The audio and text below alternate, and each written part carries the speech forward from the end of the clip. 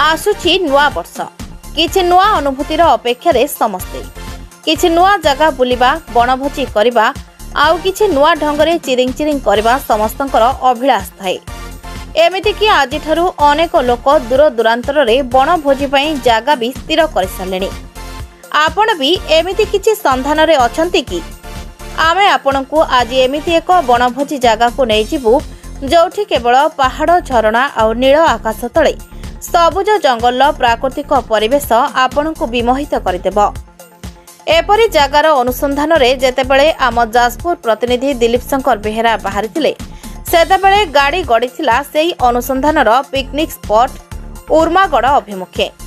जाजपुर 8गड़ पटे नरसिंहपुर मुरारीपुर महानदी ब्रिज उपरे सुलुसुलिया पवन आउ तापरे दसपल्ला बजार दे बौद्ध जिलार माधवपुर ठारू बामवर्ष रास्तार आसीथिला घंच जंगल रास्ता। केतेबेले कंधमाल जिला स्वागत करुथाए तो केतेबेले वन्य जंतु माने रास्ता कड़े स्वागत करुथांती। एमिति गाड़ी जाई पहुंचीथिला कंधमालर सेई खजुरीपड़ा घाटी रे। गाड़ीर दोली खेल भितरे खजुरीपड़ा बजार पार होई पहुंचिलु फुलबाणीर एफसीआई छकरे। एठू बामपटे फिरिंगिया रास्ता रे 19 किलोमीटर परे कटरिंगिया बस स्टॉप रु बाम को 6 किलोमीटर गला परे आसी जाइथिला आमे खोजुथिबा उर्मागड़ जलप्रपात। 307 किलोमीटर अतिक्रम कर सारिथिबा गाड़ी मीटर उपरु नजर हटाई एठी जहा देखिलु आमे पूरा आबाक होई जाइथिलु। 200 फुट उच्चरु झरणा को उपभोग करबा पई एठी लागि थाए अनेक लोकंक भिड़। नील जलराशिर कुळुकुळु नाद मन को विमोहित करुथाए। पक्षी मानकर किचिरी मिचिरी शब्द रे आंदोलित होई उठे मनटा। दूर दिग्बलय पाउसिया पहाड़ गुड़िक जेमिति हाथ ठारी डाकु थांती। झरणार शीतल जल रे गाधवा पई एठी लागि थाए पर्यटकंक गहली। प्रकृति प्रेमी मानक मन मोहिबाकू ठाए ठाए विश्रामागार मध्य रहिछि।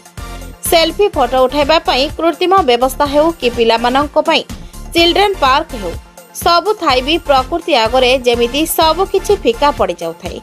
प्रकृति प्रेमी माने घंटा घंटा धरी पथर पहाड़ जलप्रपातर बुंदा बुंदा जलराशि रे निजकू हजई देई थांती। बनभोजीर आयोजन साथी रे धरी आसीथिबा पर्यटक मानकर ठाए ठाए चुलीर धुआं भी बेस शोभा बढ़ाई थाए एही स्थानर। एक प्रकार ए जंजालपूर्ण जीवनरू निस्तार मिलिबा भली अनुभव हुए एठारे। ए बुलाबुली भितरे प्रतिनिधि दिलीप शंकर बेहेरा आलोचना करथिले किछि पर्यटकंक सह कोन रहितला सेमानकर मनर कथा आसंतु जानिबा।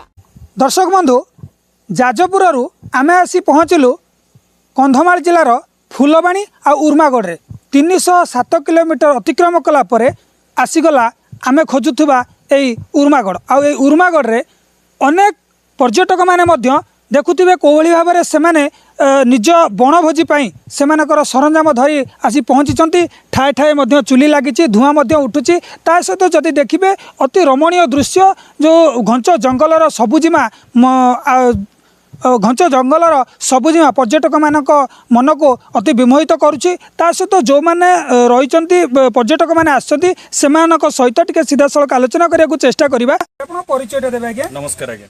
आपण परिचय मो ना होची ए सत्यनारायण पात्र। मु गंजाम डिस्ट्रिक्ट रो दिगपहंडी रु आसी। आगे ये जो उर्मागड़ को आपने आसछंती जो पिकनिक करिया पे बा ओरे एन्जॉय करिया पे आस्थिले केते खुशी लागुची केते जन आसछंती। दूर तो आमे सुनिचु उर्मागड़ गोटे भलो प्लेस बोली सुनिचु आउ से आशा नै करी देखिबा को आस्थिलु। बहुत सुंदर अछि प्राकृतिक सौंदर्य भरी रहिछि किंतु आउरी किछि माने आवश्यकता रही जे प्रशासन दृष्टि पड़े सुरक्षा दृष्टि किसी व्यवस्था होते भल होता था। तो कौन देखिले एटी सब कौन कौन सब देखा मिलला आपनको?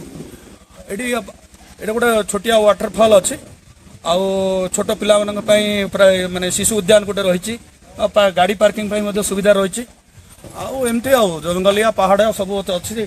कंधमाल डिस्ट्रिक्ट उर्मागड़ को आसलु आउ भोजी भात करूँ माछ मांस नहीं आसु भोजी भात करूँ गोटे एंजॉय करूँ 2024 को बाय करने बोलिकी प्रस्तुत होगी आसचु। कौन कहे आप देखुं अन्य मैंने जो मैंने दूर दूरांत रही से आसपार ना से कौन कहे? नहीं दूर दूरांत जो आसपार ना थे सुजोग नियंतु आसतु ଆଉ ପ୍ରାକୃତିକ ସୌନ୍ଦର୍ଯ୍ୟକୁ ଅନୁଭବ କରନ୍ତୁ। ଆଉ ମୁଁ ପ୍ରଶାସନକୁ ଟିକେ ମାନେ ଚାହୁଁଛି ଯେ ଏଇଠି କିଛି ରହିବା ବ୍ୟବସ୍ଥା, ରାତ୍ରି ରହିବା ବ୍ୟବସ୍ଥା, ରାତ୍ରିର ସୁରକ୍ଷା ବ୍ୟବସ୍ଥା ଯଦି କରିଥାନ୍ତେ ମାନେ ପ୍ରଶାସନ ଯେହେତୁ এই ପର୍ଯ୍ୟଟନ ସ୍ଥଳର ଆହୁରି ଉତ୍ତରୋତ୍ତର ଉନ୍ନତି ହେଇଥାନ୍ତା, ଲୋକେ ବି କିଛି ଅନୁଭବ କରିବାକୁ ସୁଯୋଗ ମିଳିଥାନ୍ତା। ରାତ୍ରି ସୁବିଧା ଦରକାର, ରାତ୍ରି ପାଇଁ ବୋଲିକି ସୁବିଧା ଦରକାର। ଧନ୍ୟବାଦ। ଦେଖୁଥିଲେ ଭାଇ ଯେଉଁଭଳି ଭାବରେ କଥା କହୁଥିଲେ ଯେ ଏଠି ଅନେକ ସୁବିଧା ଥିଲେ ମଧ୍ୟ ପ୍ରଶାସନିକ କୋଣରୁ କୌଣସି ଦୃଷ୍ଟି ଦିଆଯାଏ ନାହିଁ ବା ଧ୍ୟାନ ଦିଆଯାଏ ନାହିଁ, ଯେଉଁଥିପାଇଁ କି ପର୍ଯ୍ୟଟକମାନଙ୍କର ରାତ୍ରି ଯାପନ ପାଇଁ ଅସୁବିଧା ମଧ୍ୟ ହେଉଛି। ଆଉ ଜଣେ ଭାଇ ଆମ ସହିତ ଅଛନ୍ତି, ତାଙ୍କ ସହିତ ସିଧାସଳଖ କଥା ହେବା। ଭାଇ ଆପଣଙ୍କୁ ନମସ୍କାର, ଏଏନ୍ଆଇ ଖବର ଓଡ଼ିଶାକୁ ସ୍ୱାଗତ। କ'ଣ କହିବେ, ଆପଣ ପରିଚୟଟା ଦେବେ? ପରିଚୟ ଆମର ହେଉଛି ଦିଗପହଣ୍ଡି, ଆମର ଗଞ୍ଜାମର ଦିଗପହଣ୍ଡି ଟାଉନ। ଏଇଠି ଆଜ୍ଞା ଯେଉଁ ଶୌଚାଳୟ ତ କାହିଁ ଲେଖାଛିଣା ହେଇଛି କିଛି ନାହିଁ ଆଜ୍ଞା। ଏ ଲୋକମାନେ ଝିଅ ପିଲାମାନେ ଆସିଲେ ଏ ଯେଉଁ କୁଆଡ଼େ ଯେଉଁ ପାସ୍ ହେରିକା ଯିବା ପାଇଁ ସେଇଟା ବହୁତ ଏତା ଟୋଟାଲି କାହିଁ ପୁରା ଭାଙ୍ଗି ରୁଜି ପଡ଼ିଛି। ଟିକେ ପ୍ରଶାସନ ଟିକେ ଯଦି ତାକୁ ଲୋକମାନେ ରହିବା ପାଇଁ ଯଦି କରିବେ, ନାଇଟ୍ ହଲ୍ଟ ଯଦି ରହିବେ, ଆଜିକାଲି ଯେଉଁ ପରିବାର ବୁଲିବା ପାଇଁ ଯେଉଁ ଆସୁଛନ୍ତି ଟିକେ ପୋଲିସ ପ୍ରଶାସନ ଟିକେ ରହିବେ, ହେଲେ ଲୋକ ଡର ଭୟ ଟିକେ ରହିବେ ଏଇ ହିସାବରେ। ଆଉ ନିହାତି ଆଜ୍ଞା ରହିବା ପାଇଁ ବ୍ୟବସ୍ଥା ଭିତରୁ ଶୌଚାଳୟ କିଛି ନାହିଁ, ସେଇଟା ଗୋଟେ ଯଦି କରିଥିଲେ ଟିକେ ପ୍ରଶାସନ ଟିକେ ଭଲ ରହିବ। ତାପରେ ଦେଖିବେ, ଆପଣ ଆସିଲେ ବୁଲିଲେ ଦେଖିଲେ, କ'ଣ ଦେଖିଲେ, କେଉଁ ଜିନିଷଟା ଆପଣଙ୍କୁ ବେଶୀ ଆକୃଷ୍ଟ କଲା? ଆକୃଷ୍ଟ ସବୁ ପ୍ରକାର ଅଛି, ପାଣି ହେରିକା ସବୁ ପ୍ରକାର ସୌନ୍ଦର୍ଯ୍ୟ ଅଛି। ବର୍ଷା ବର୍ଷି ଯଦି ଅଧିକ ଟିକେ ହେଲେ ପାଣିର ୱାଟରଫଲ୍ ଟିକେ ଆଉ ଟିକେ ଫଟୋ କାଢ଼ିବା ପାଇଁ ବହୁତ ଭଲ ଅଛି। ଯେ ପ୍ରଶାସନ ଖାଲି ରୋଡ ଉପରେ ଯେଉଁ ଏ ଭିତରେ ରହିବା ପାଇଁ ବ୍ୟବସ୍ଥା ଟିକେ ଆଉ ଟିକେ ଶୌଚାଳୟ ନିହାତି ଆବଶ୍ୟକ। ସେଇଟା ଆଜ୍ଞା କରେଣ୍ଟର ବ୍ୟବସ୍ଥା ଅଛି ନା, ଆମେ ତ ଜାଣିନୁ, କରେଣ୍ଟ ବ୍ୟବସ୍ଥା ଥିଲେ ଟିକେ ଭଲ ହେଇଥାନ୍ତା। ଯାହା ଦେଖୁଥିଲେ ଭାଇଙ୍କ ମନରେ ମଧ୍ୟ ସେଇ ସମାନ ଅସନ୍ତୋଷ ରହିଛି ଯେ ପ୍ରଶାସନିକ ଦୃଷ୍ଟିକୋଣରୁ ଏ ଜାଗାକୁ ସେମିତି ଧ୍ୟାନ ଦିଆଯାଏ ନାହିଁ। ଆଉ ଜଣେ ଭାଇ ଆମର ରୋଷେଇ ମଧ୍ୟ କରୁଛନ୍ତି, ସେ ରୋଷେଇରେ ପୁରା ମଗ୍ନ ଅଛନ୍ତି, ତାଙ୍କ ସହିତ ଦୀପକ କଥା ହେବାକୁ ଚେଷ୍ଟା କରିବା। ଭାଇ ଆପଣଙ୍କୁ ନମସ୍କାର, ଆପଣ ପରିଚୟଟା ଦେବେ? କ'ଣ କହିବେ, ଆପଣ ଆଜି ଏଠି ରୋଷେଇ କରୁଛନ୍ତି, କେତେ ଖୁସି ଅଛନ୍ତି? ଖୁସି ତ ବହୁତ ଅଛି। ଯେଉଁ ପ୍ରକାର ବ୍ୟବସ୍ଥା ଏଠି ଅଛି, ବହୁତ ପ୍ରାକୃତିକ ସୌନ୍ଦର୍ଯ୍ୟ ଭରି ଯାଇଛି, କିନ୍ତୁ ତା ବିଷୟରେ କହିବାକୁ ଗଲେ ଆମର ସରକାର ତରଫରୁ କିଛି ବ୍ୟବସ୍ଥା ନାହିଁ। ନା ଇଲେକ୍ଟ୍ରିସିଟି ଅଛି, ନା ଶୌଚାଳୟ ଅଛି, ନା ସିକ୍ୟୁରିଟି ଗାର୍ଡ ଅଛି, କେହି ନାହିଁ। ସାଧାରଣତଃ ଗୋଟେ ଲେଡିଜ୍ ଆଇଲେ ସେ ନିଜକୁ ସୁରକ୍ଷିତ ମନେ କରୁନାହାନ୍ତି, ଏଇଟା ହେଉଛି ମୁଖ୍ୟ ସମସ୍ୟା। ଯାହା ଦେଖୁଥିଲେ ପ୍ରାକୃତିକ ସୌନ୍ଦର୍ଯ୍ୟରେ ପରିପୂର୍ଣ୍ଣ এই ଉର୍ମାଗଡ଼, এই ଉର୍ମାଗଡ଼କୁ ନେଇ ଲୋକମାନଙ୍କ ଭିତରେ ବହୁତ ଆଗ୍ରହ ମଧ୍ୟ ରହିଛି। ଆଉ ପିଲାମାନଙ୍କ ସହିତ ଶିଶୁ ଯେଉଁମାନେ ସ୍କୁଲର ଛାତ୍ରଛାତ୍ରୀମାନଙ୍କୁ ମଧ୍ୟ ଏଠିକି ଅଣାଯାଉଛି କେବଳ ଏହି ପ୍ରାକୃତିକ ପରିବେଶକୁ ଉପଭୋଗ କରିବା ପାଇଁ। କିନ୍ତୁ କେବଳ ଏତିକି ହିଁ ଦେଖିବାକୁ ବାକି ରହିଲା, ଯେତେବେଳେ ସରକାର ଏଭଳି ଗୋଟେ ସୌନ୍ଦର୍ଯ୍ୟପୂର୍ଣ୍ଣ ଜାଗାର କୌଣସି ନିରାକରଣ ବ୍ୟବସ୍ଥା କରିପାରିନାହାନ୍ତି, ଆକୁ ନେଇ ଅନେକ ପ୍ରଶ୍ନ ମଧ୍ୟ ଉଠିଛି। କେବଳ ଏତିକି ହିଁ ଦେଖିବାକୁ ବାକି ରହିଲା, କେବେ ଆଉ କେଉଁଦିନ ଏ ରାଜନୈତିକ ପ୍ରଶାସନିକ କ୍ଷେତ୍ରରେ ଏହି ଜାଗାକୁ ପ୍ରାଧାନ୍ୟ ଦିଆଯାଉଛି, ଏହାର ସୌନ୍ଦର୍ଯ୍ୟକରଣ କରାଯାଉଛି, ଏହାର ନିରାପତ୍ତା ମଧ୍ୟ କରାଯାଉଛି। ତେବେ ଦର୍ଶକ ବନ୍ଧୁ, ପ୍ରକୃତିର ଗନ୍ତାଘର କନ୍ଧମାଳର ଏହି ଉର୍ମାଗଡ଼ର ସୌନ୍ଦର୍ଯ୍ୟପୂର୍ଣ୍ଣ ପରିବେଶକୁ ଆପଣଙ୍କ ପାଖରେ ଉପସ୍ଥାପନା ପରେ ଆପଣଙ୍କ ମନରେ ବ୍ୟଗ୍ରତା ବଢ଼ିଥିବ ନିଶ୍ଚୟ। ସାଙ୍ଗମାନଙ୍କ ସହ ଏଠାକୁ ଥରେ ବୁଲି ଆସନ୍ତୁ ଆଉ ଏହି ମନଛୁଆଁ ପ୍ରାକୃତିକ ପରିବେଶକୁ ଉପଭୋଗ କରନ୍ତୁ। ଯାଜପୁରରୁ ଦିଲ୍ଲୀପ ଶଙ୍କର ବେହେରାଙ୍କ ରିପୋର୍ଟ, ଏଏନ୍ଆଇ ଖବର ଓଡ଼ିଶା।